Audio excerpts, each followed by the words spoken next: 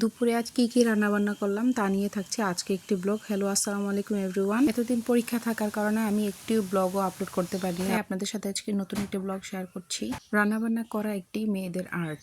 So মেয়েরা যতই লেখাপড়া করে শিক্ষিকা হোক না কেন, যতই বড় চাকরি করুক না কেন, যতই বড় ডাক্তার ইঞ্জিনিয়ার হোক না কেন, তাদেরকে রান্না বান্না করতেই হবে। মেয়েদের সব থেকে ভালো গুণ নাকি রান্না বান্না করা।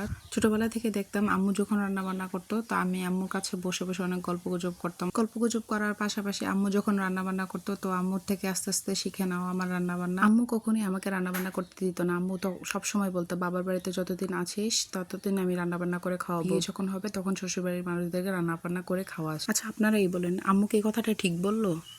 আসলে হয়তো মায়েরা এমনই, মায়েরা হয়তো চায় যে মেয়ে বাবার বাড়িতে শান্তিতে থাকুক এবং মায়ের হাতের মজার মজার খাবার খাক। এই তো আপনাদের সাথে গল্প করতে করতে আজকে আমার রান্না বান্না হয়ে গেল। আর কে কোথা থেকে আমার ভিডিওগুলো দেখছেন অবশ্যই কমেন্ট করে জানাবেন, এবং ভিডিওটি যদি ভালো লেগে থাকে অবশ্যই লাইক কমেন্ট দিতে ভুলবেন না। সবাই ভালো থাকবেন, সুস্থ থাকবেন, আল্লাহ হাফেজ।